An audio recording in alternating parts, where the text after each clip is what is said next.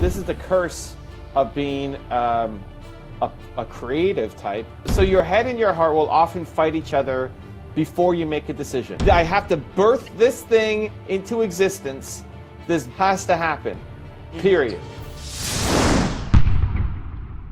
What's up, Antoine? How can I help? What do you got? I actually had a question because I've been thinking about a lot of your content recently. Okay. Because again, I'm always trying to improve upon myself and always trying to keep myself motivated enough towards what I'm going towards. My question, and this actually came to me last night, and I was hoping that you was going to do a live today, so that I was ready for you. You made it happen, Antoine. You made it happen. Yes. So my question is, you talk a lot about your pain is what guides you. Your pain is what pushes you toward. It will show you what your purpose is. Your purpose through your pain. And you also talk about how you listen to your heart for big decisions and you listen to your head for small ones. How do you know when your heart?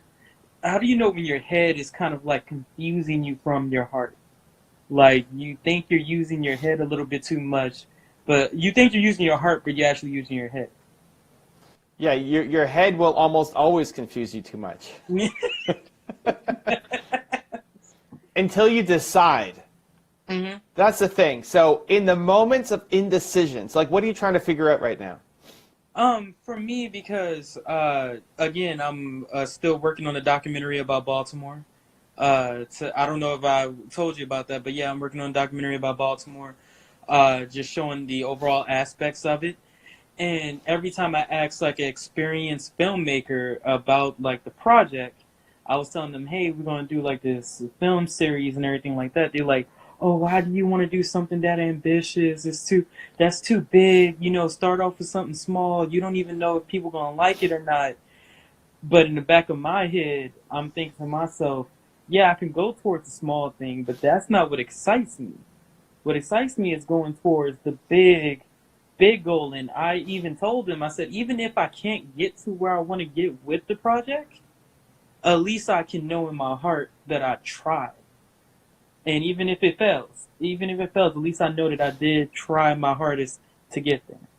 So for me, what I'm really trying to decide is, am I listening to my head too much, or do I need to listen to my heart a little bit more?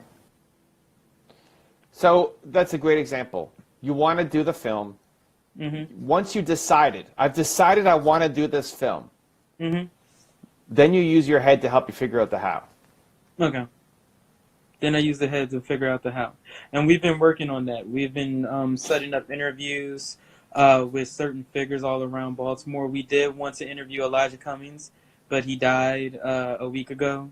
So things that really didn't help us on that one. But we were definitely going to do it because, to me, I feel like their voice needs to be heard. I even had people laugh at me because I was doing that documentary, but to me, whenever I have somebody laugh at me, that means I'm doing something right.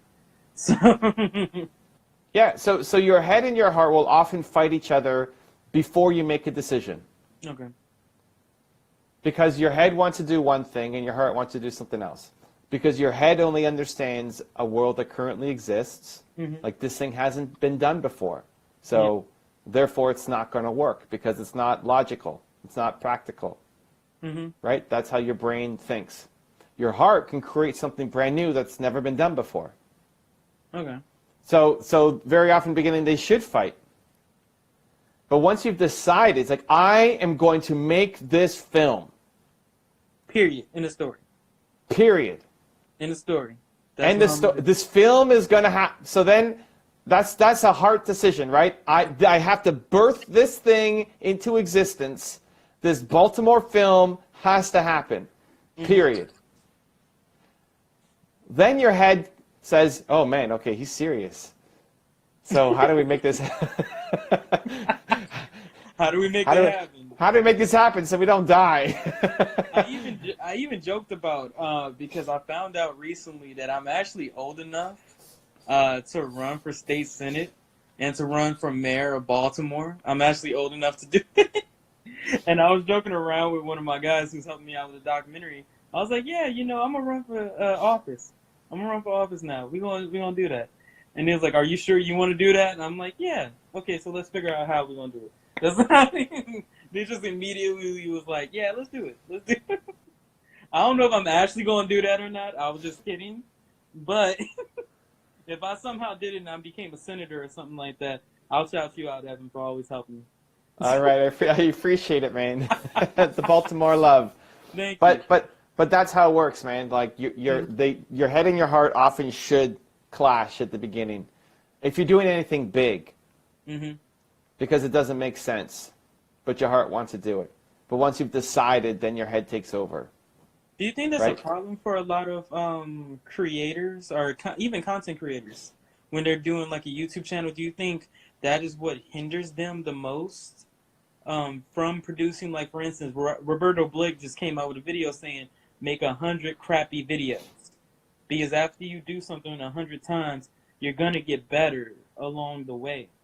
Do you think that's the reason why a lot of people don't go towards that type of advice and think that it's too hard?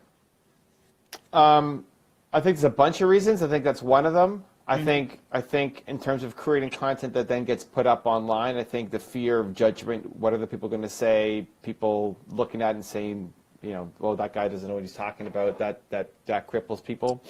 Mhm. But this is the curse of being a creative type, is that if you are living in your head and you're creative, you're screwed. Because you're going to second guess everything, because the things that you want to birth and create aren't logical. No. So you have to just go off and do it. But it's after that moment of decision, then everything becomes super clear and easy. Like, I am doing this. I am making my 100 videos. I am making my Baltimore documentary. I am running for Senate, whatever the decision is. And then you need the logical side to help you.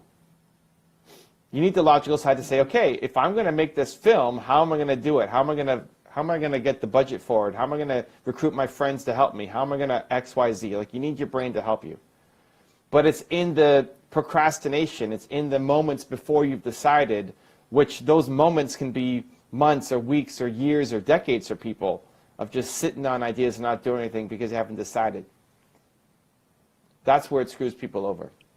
So that's what you need to get out of your head as much as possible at the beginning. So I say big decisions with the heart, and then the small ones with the head to help you figure out how to actually go off and execute. Yeah, because your head would always confuse you, and that's what it's done. That's what it's done to me. And thank you for reaffirming that. That was always something that confused me a lot of times, because you think that you're going with your heart when actually you're going with your head, and your head kind of talks you out of doing things that you really want to do, saying that it's impossible and that it's too big. Well, your head is designed, your brain is designed to keep you safe. Mm-hmm. So it's practical and logical. How do you know if you're in your head or your heart? Pay attention to your energy. Like, does it excite you? If this is exciting, then it's coming from your heart. I think what I'm going to do, I'm going to challenge myself for the next 30 days and really monitor my feelings and monitor my thoughts more than what I have been doing. Because the minute that you said that, I'm thinking back in the back of my head, there's been times where I've been miserable trying to do something, then a new project or a new aspect to a project will come up and it would really excite me. And I think whenever I go towards that, a lot of times I'm a lot more happier than whenever I'm like trying to push myself into something that I'm not really that passionate about, or that's not in my realm.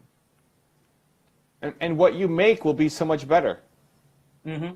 If you're creative and you're making from a place of negativity and low energy, you're not going to create anything great. Thank you. Thank you. You just won't. I got to start stealing your quotes, Evan. Okay, great. Go for it. Spread the love, man. Spread the love, Antoine. Make it happen. Change the world. Let's go. Thank you. I'm just going to post them up on my Instagram, and I'm also going to post them in my room and like on my on my ceiling up there. So every There time it I is. wake up in the morning, I can see it. Next time you call in, because this is like the 4th or 5th time, I want to see a quote on your ceiling. All right. Yes. Okay. I love it, Everybody gotta Antoine. hold me to it. I got you. Thank you for the advice, man. Okay, appreciate you, man. Take care. Peace. If you have a podcast or interview show and want me to be a guest on it, I have two options for you. There's a link right there next to me. Go click it, and I look forward to being a guest on your show.